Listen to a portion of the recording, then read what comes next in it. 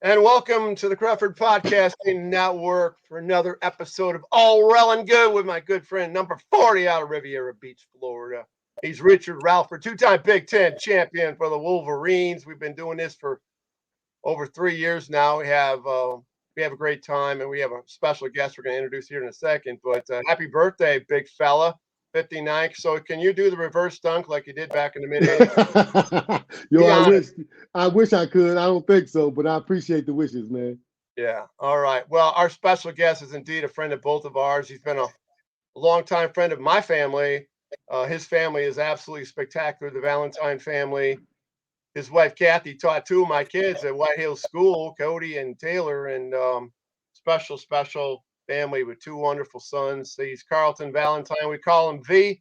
How you doing, my friend V?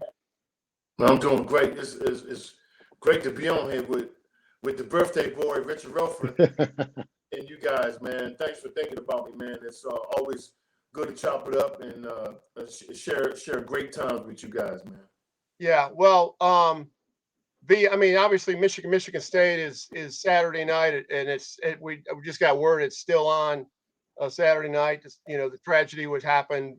We all know about that. Rich and I were texting each other, and I was thinking about you, V, and your incredible ties to Michigan State. You're one of the first families of Michigan State basketball when you think about it, with you, and obviously with Denzel played 4 years, and then Drew was a GA for Izzo, and you all got degrees from Michigan State. If you could just share, what your feelings took place from Monday night till now here on Thursday, what it's been like for you and how you've navigated it.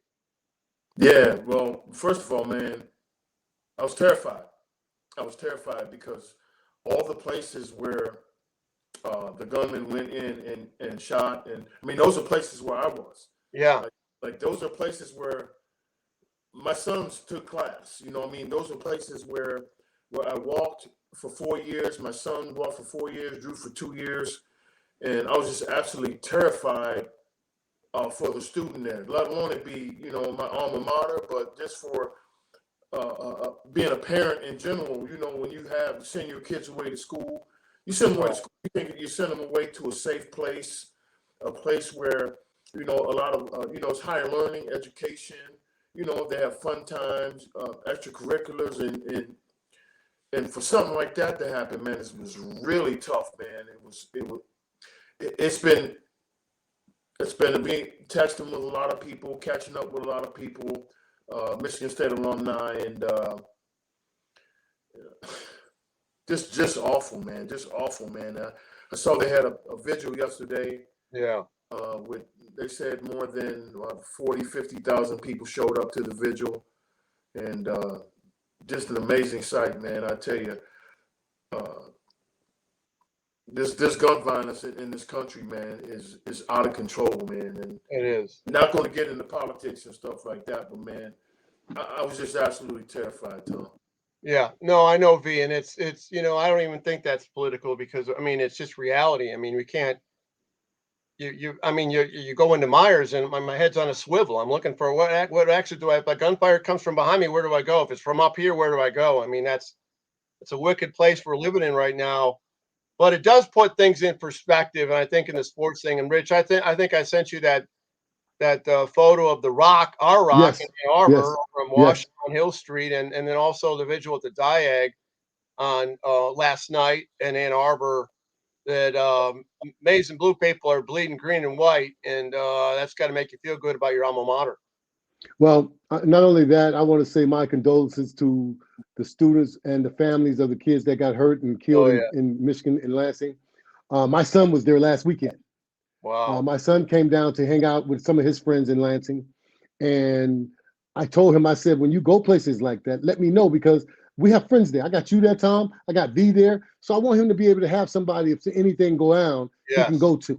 And so I wanted him to know that. Listen, you never think it'll happen this close. Well, see, I know guys from Lansing. That's why it bothered me and hit me so close. Other places it happens, we don't really know people, but you feel for them. But when it happened in Lansing, it's different because I got friends in Lansing. And that's a problem. And so, we got to do something. I'm with Carlton about this gun violence.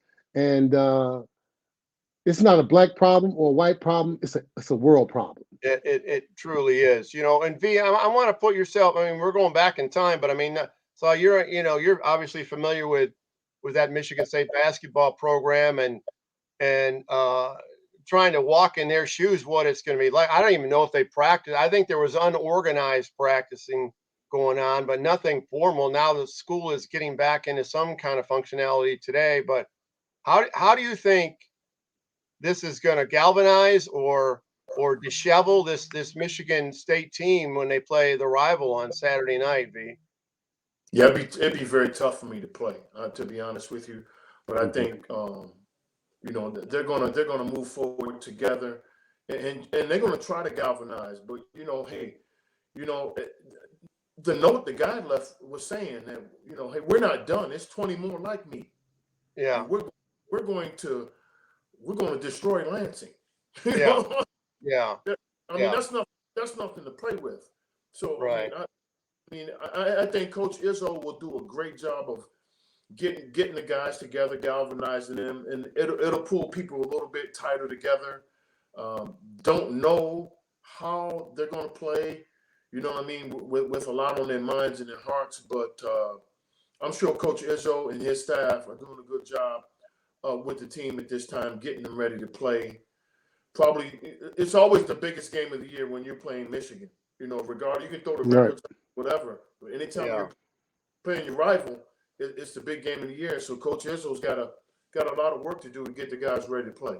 Yeah, Rich, this Michigan State rivalry this last year has had some, let's just say toxicity to it. Going back to football and the tunnel incident, and Michigan State. I mean, when I talk to former players like you guys, there's respect going both directions. When I talk to fans, they're just sheer animosity. We fans, we take it more personal than you players who are, actually doing playing the athletic part of it.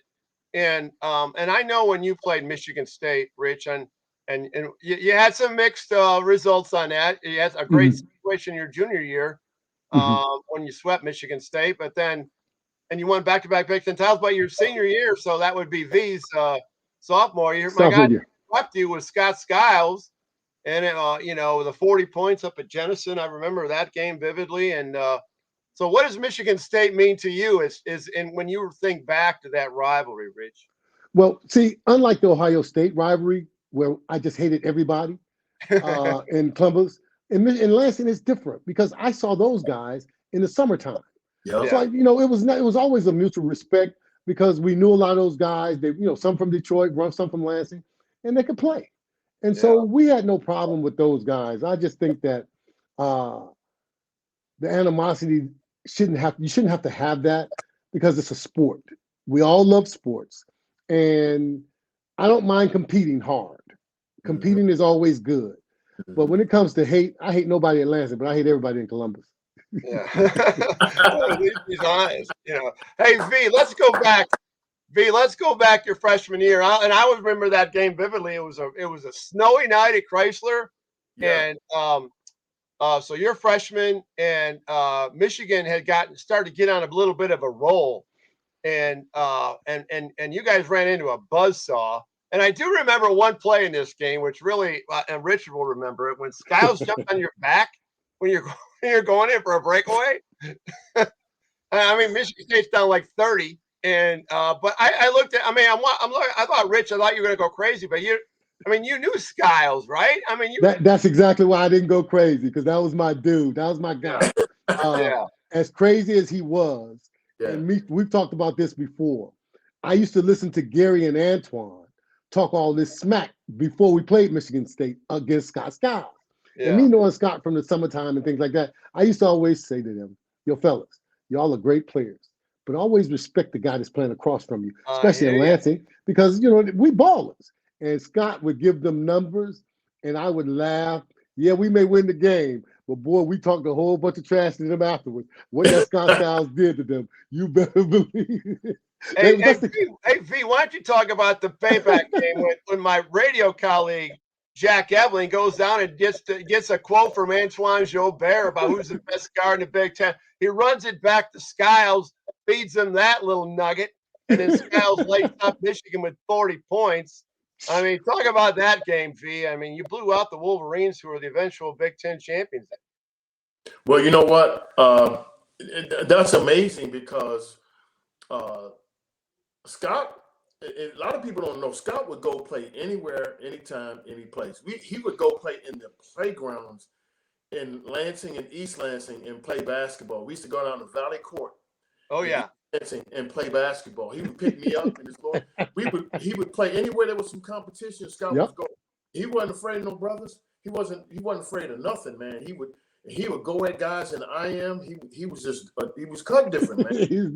He was cut different. And like when he got, I think that was my sophomore year. Yeah. When he scored 40 against Michigan, he told us before the game. He said, "I'm getting 40 tonight." We were like, "Yeah, right. You gonna get 40 on Michigan? Gary Grant gonna lock you up." He's like, "Watch."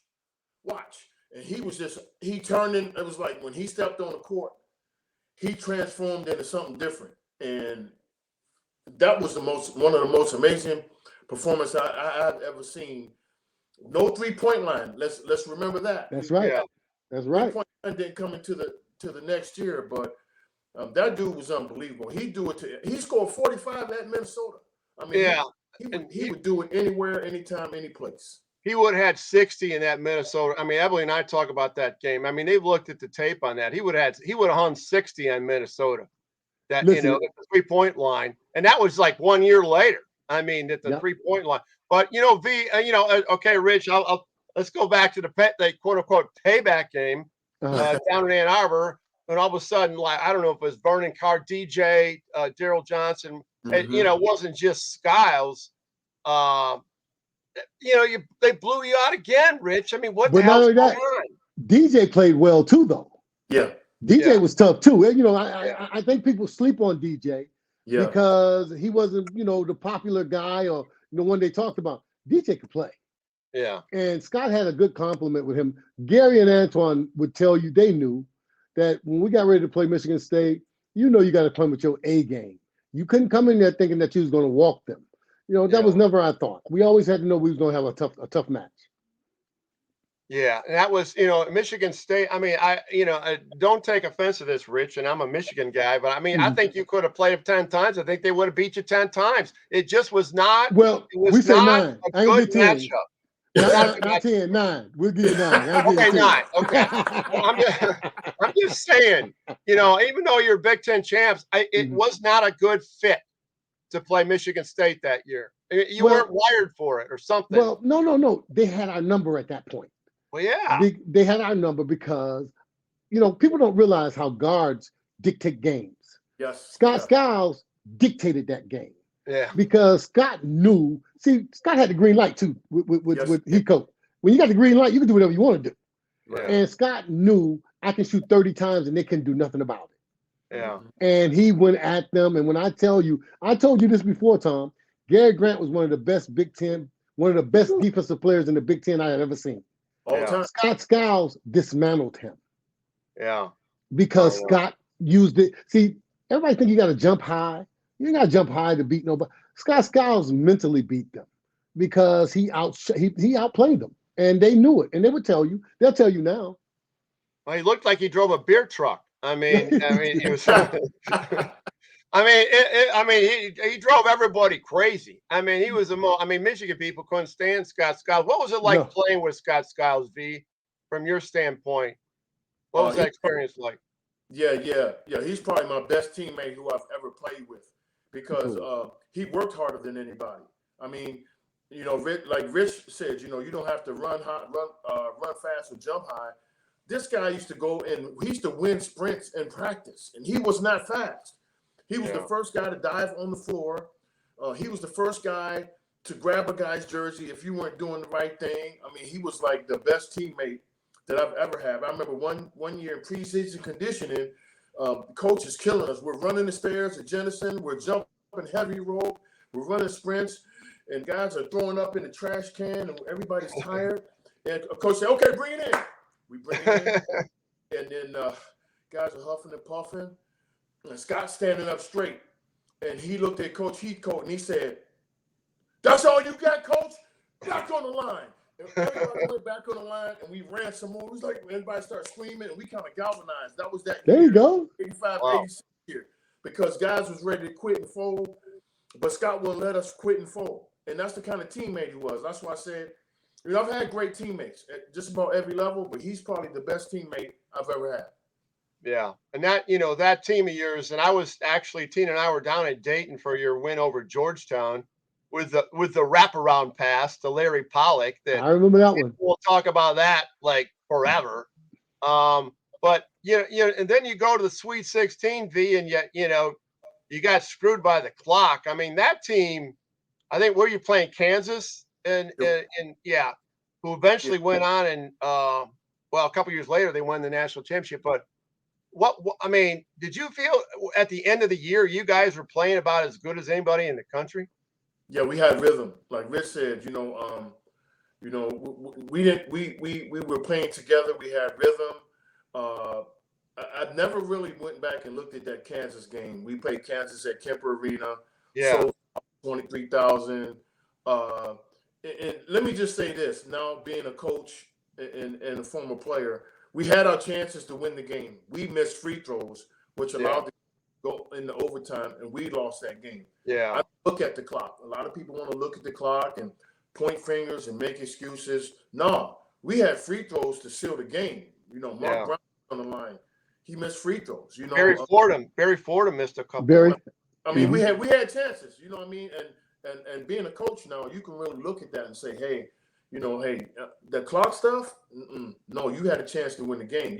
You should have won the game. Yeah. No, that's true. Hey, Rich, I want to get your viewpoint because you bring it strong. You're very transparent. I mean, you're a glass half filled guy, but I want you to be as much transparent about this current Michigan basketball team.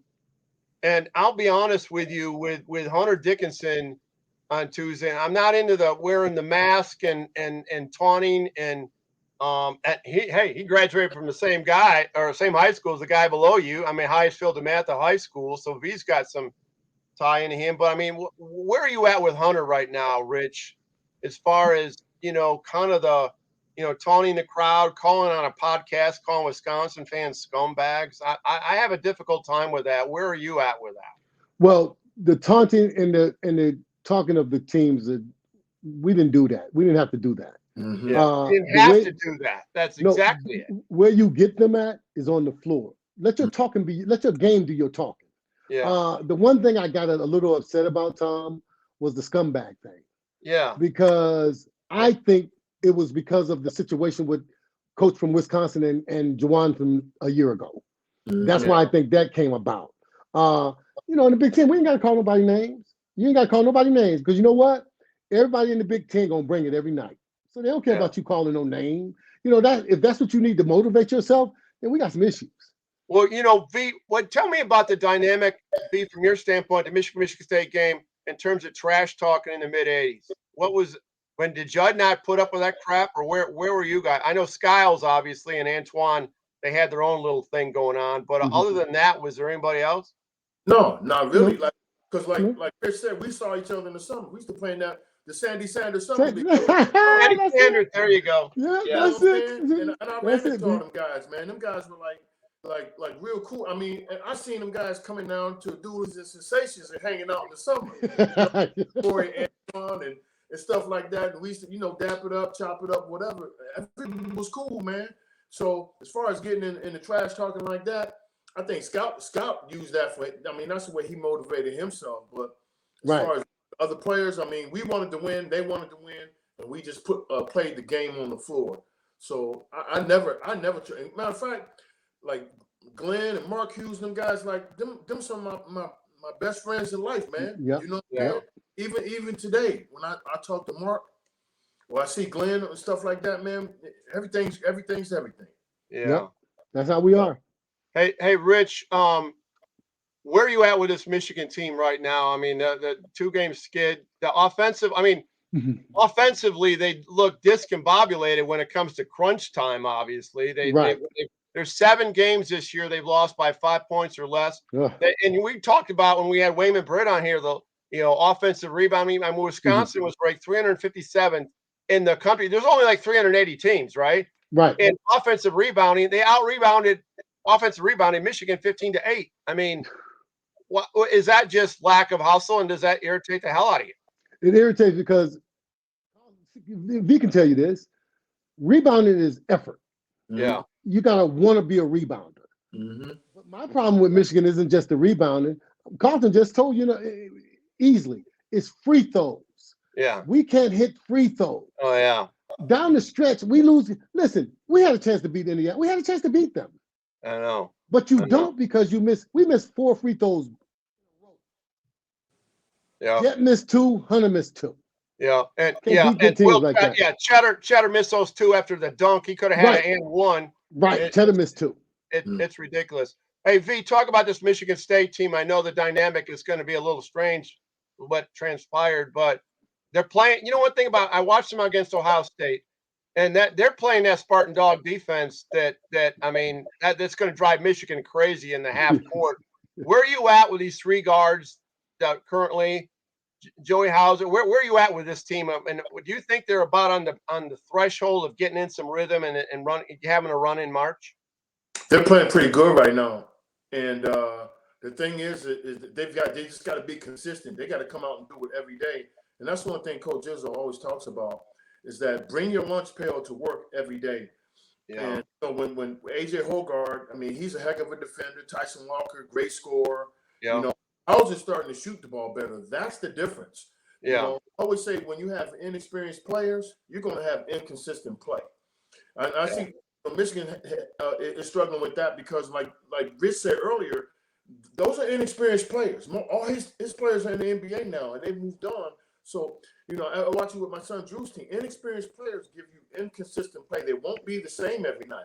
Now, you see AJ Hoggard from Michigan State playing. Well, guess what? He's 3 years into the system. You know, you see Joey Hauser. Guess what? He's 3 years into the system. Great point. You know, you see Tyson Walker. He's in his second year as a transfer. Second year and a half into the system. So guess what? They're catching rhythm. They're playing together. They're understanding what Coach Izzo's talking about when he's watching film with them now. So they're starting to get more consistent play.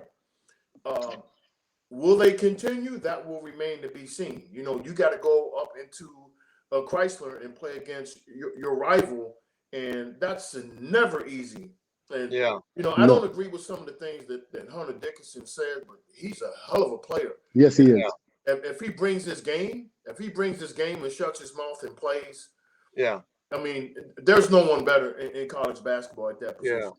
You know, this has been a wonderful podcast. You know, V, why don't you give our listeners, and we have a lot of Spartan fans that listen to that. Believe it or not, Rich, we got a lot of Michigan State people. I know. And they like you. You know, they say, hey, Rich is not a bad guy for a Michigan guy. You know, so that's all good stuff.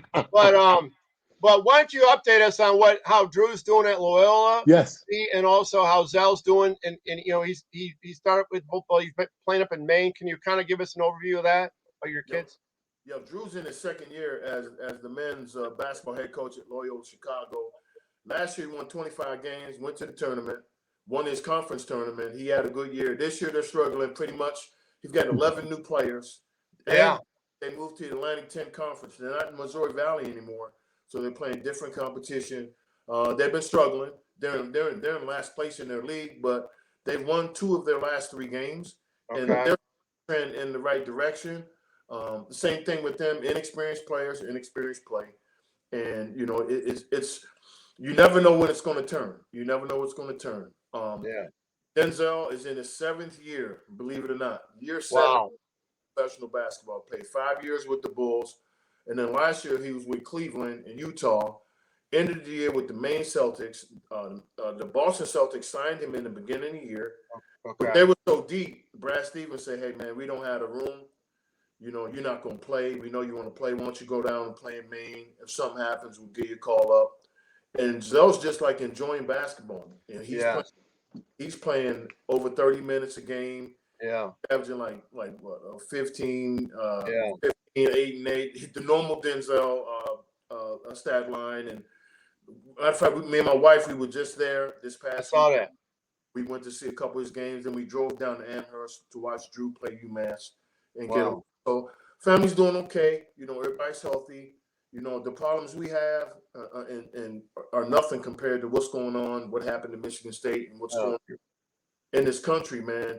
You know, another mass shooting down in El Paso. You know, Yes. I don't want to keep getting into that, but I'm just saying, No, we get don't into have it. it. We good. We good Yeah. over here compared to what's going on. Yep. Yeah. No, I love that picture. You and Kathy and Zell. I saw it and you posted on Facebook that, you know, dude's a grinder. I mean, I still go back to the days Tina and the kids and I walk into IM building. Rich, you'll get a kick out of this. The IM West at, you know, it's about 100 degrees outside on a Sunday afternoon. So Tina and I and the kid, we're going over to the pool, you know, with my kid, we're going to the pool. I look down the pit at IM West and V's down there coaching his two kids. It's about 110 degrees down there. And I'm thinking, good Lord. I mean, how do you do this? But that's the work your kids put in, V, to get where they wanted to get. Yep. Yeah, man. You know what? I was blessed, man, because I had a wife, man, that allowed me to go ahead and do my thing with the boys. I mean, she supported. She was the one there to make. She's the one that makes it all go. You know. I know that. They think it's me because I play basketball and I coach, but guess what? Somebody had to make sure that everything they kept me even and kept me from killing them. You know what I'm saying? That's exactly right. You know, I know. That's exactly right. And I want to say one more thing, man. Hey, Rich, man, you know, you probably don't even know this, man, but I was like a fan of yours before I even met you, because like I followed you like in high school when you were parade All-American and all that stuff. And I always said, man, because you guys were a couple years ahead of me. I was like, man, if I could. And when I came in the Big Ten and played against y'all, man, that stuff, I used to look up to you guys. You guys were the best, man, and y'all showed me the way, man. And when it was my turn to be a starter and play, I was like, man, I'm gonna be the Richard Rellford around here. Well, you'll be. Well, I appreciate it, but just to let you know, your ass wasn't that easy to guard either. I don't care how young you is, you're still in college. And my thing is I appreciate the love, man. But y'all know we used to love to play you guys because I think it's because we had friends. That's what made the rivalry so good for us. Because you guys were our friends. Y'all weren't, you know, like I said, you know, I tease about the Columbus thing, but I had friends on these teams. And when you have friends on the teams, yeah, you're going to play hard because y'all like to compete. But look here, man, I have the utmost respect for you, my brother, and your kids. And I wanted to say this because you told me about Drew playing in Maine. And you say he's having fun. You want to know why he's having fun? You're talking about your son who was a first-round draft pick, who played in the NBA for in the beginning for 5 years with the Bulls. Really didn't have no fun. Now he's in the G League and he's having fun. What did I tell you about the game? It's the love of the game. Yeah. That's what I tell my son. I don't care where you play at. See, Drew don't have that same kind of, he don't, you know, when you're in the NBA, they demand a lot from us when you're in the NBA. And all you want to do is play basketball. Yeah. That's all you want to do. I don't care about the political stuff. Just let me play. And right now, when you told me that Drew is having the best time of his life, that's because he's playing. Yeah. And he playing to enjoy the game, not for a lot of demands from people. Yeah, they're gonna bring him back up if they need him in Boston. Drew don't care about that. No, he don't. He don't really care. He don't care about that. He cares. He wants to be there. Right. He wants to play. He wants to play, and that's what it's about, man. All right, guys. You know, you're two of my favorite dudes. I've said that for a long, long time, and I really appreciate you guys being on, and hopefully, you know, Saturday night's going to be a unique dynamic down at Chrysler. I'm going to be sitting next to Evelyn. That will be interesting by itself. But I think that this was a great perspective check for the rivalry. And I guess, you know, my only wish is that fans would watch a podcast from two former athletes, Michigan State, and how they respect each other. And that to me epitomizes the rivalry more than anything. And get all this negative bantering and putting down the other school and park that away for another day, if not at all ever, because this is what it was like in the old days, and this is why I wanted to bring you two on together. And V, we got to have you on again sometime. Oh, man. I'm definitely gonna have him on again. You are a great guest, and we'll do that very soon, V. No, I appreciate y'all having me, man, and happy birthday again, Rich, man. I appreciate it, V, but thank you, man, for coming on, man. And you're invited to this show anytime you want, bro. Anything you want to promote, I'll promote it for you. So that's all you got to do for me, bro. Yeah.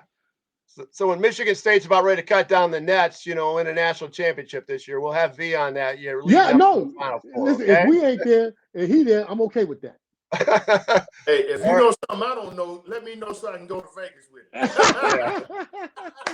All right, guys. All right, guys. Until next Thanks a time, lot. man. Appreciate you, be B. safe. Peace. All righty. All right. Yeah. See ya.